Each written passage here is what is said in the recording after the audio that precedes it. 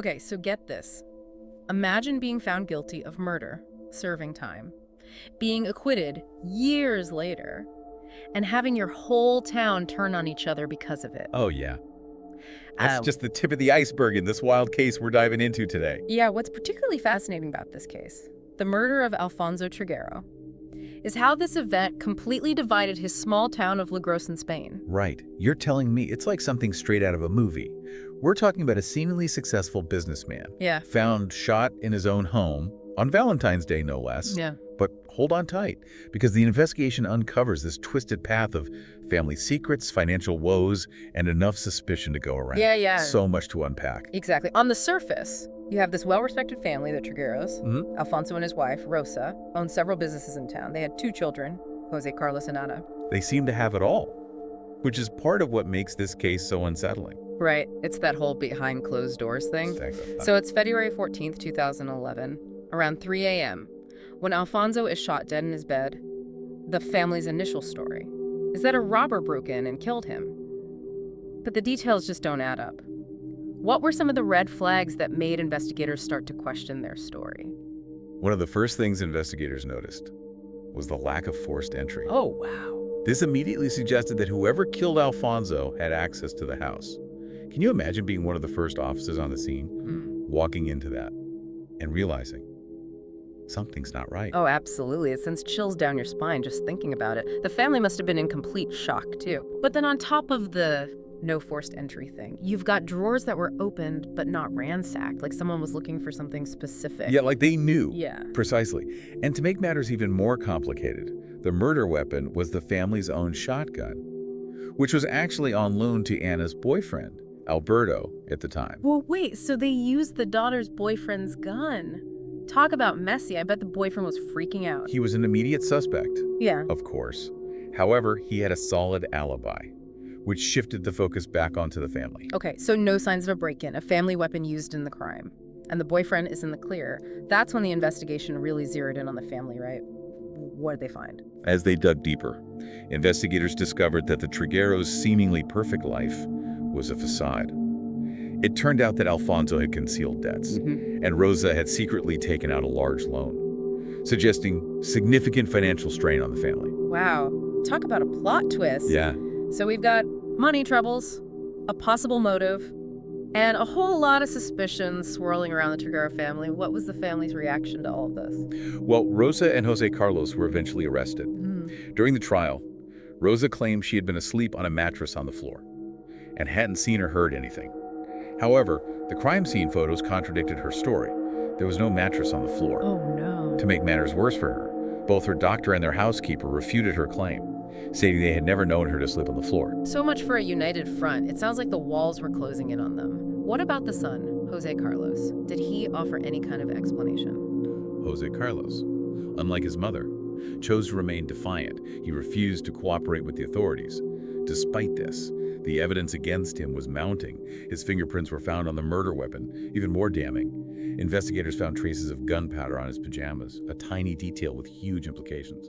It's amazing how these seemingly insignificant details can make or break a case. It sounds like they had him dead to rights. So what happened next? So we've got a mountain of evidence pointing at Jose Carlos, and Rosa's story is full of holes. What did the jury make of all of this? Yeah, the jury ultimately found both Rosa and Jose Carlos guilty of Alfonso's murder. They were each sentenced to 17.5 years in prison. But hold on to your hats, because this is where the case takes a truly unexpected turn. Okay, you've definitely got my attention. What happened? While Jose Carlos was out awaiting appeal, he disappeared, vanished into thin air. No one has seen or heard from him since. Are you serious? He pulled a vanishing act? Right before our eyes. It's like something out of a movie. And what about Rosa? Did she serve her full sentence? Not quite. Remember how her story didn't quite hold up in court? But there wasn't that direct link to the murder itself. Well, her lawyers used that to their advantage. They argued that while she might have known something, there wasn't enough concrete proof to tie her to the murder plan directly. So they basically said, she might be hiding something, but we can't prove it. That's a bold strategy. Did it work? It did. The court actually agreed with him. They overturned her conviction, citing a lack of concrete evidence, and citing a legal precedent that sometimes protects family members who might be covering up for one another. Rosa walked free. Wow. Talk about a legal loophole. I bet that didn't go over well in La Grusin. It's one thing to have a murder mystery rock your small town, but then to have the wife go free on a technicality, that must have been a bombshell. Absolutely. You have to remember, this is a small town where everyone knows everyone. This case wasn't just a news story. It was deeply personal for everyone in La Grusin. Yeah, you can't escape the whispers and the side-eye glances in a place like that. So what's the feeling in La Grusin now? Is the town still divided over what happened? You could say that again. The town is split right down the middle. Some people believe Rosa, they think she was an innocent victim in all of this, and that Jose Carlos acted alone. Others are convinced she knows more than she's letting on, that she was somehow involved, even if they couldn't prove it in court. It's like everyone in town took sides, and they're sticking to their theories. So, is the case still open? Are the authorities still looking for Jose Carlos after all these years? The case is technically still open, but after 13 years with no leads, it's gone cold. Some people think Jose Carlos fled the country, maybe using whatever money he took to start a new life somewhere else.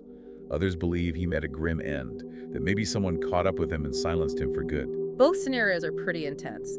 So we've got a missing son who's also a convicted murderer, a mother who's a free woman despite being found guilty, and a whole town torn apart by suspicion.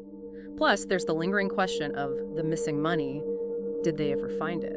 That's another detail that's never been resolved. The money Alfonso was hiding. The money Rosa borrowed. It was all never recovered. Some people believe Jose Carlos took it when he disappeared. Others think it's stashed away somewhere, just waiting to be found. It's almost like that missing money is a metaphor for the whole case, isn't it? It's a piece of the puzzle that's essential to understanding the bigger picture. Do you think finding that money would crack the case wide open? It's certainly possible. Was the robbery a motive all along? Or was it a cover-up for something darker? Finding that money could be the key to answering those questions. But it also goes deeper than that, don't you think? This case forces you to think about the secrets people keep, even from those closest to them. Absolutely.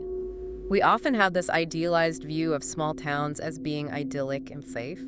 But the Trigueros case, like countless others, shows us that even in places where everyone knows their neighbor, darkness can lurk beneath the surface. It really does make you think. Like, how well can you ever really know someone? Even in a place like La Grusin, where everyone's lives are so intertwined. Yeah, it's a chilling thought, isn't it? That something like this could happen anywhere. These people you pass on the street every day might be carrying such heavy secrets. Yeah, it reminds me of that Hitchcock quote. The more I learn about people, the more I like my dog. Right. But in all seriousness, the Trigueros case is a powerful reminder that the pursuit of justice is rarely clear-cut. It definitely is not. And in this case, we're left with even more questions than answers. Did Jose Carlos act alone? What was his motive? Was Rosa truly in the dark about the murder? Or was she a mastermind hiding in plain sight? And let's not forget about that missing money. Was it a red herring all along?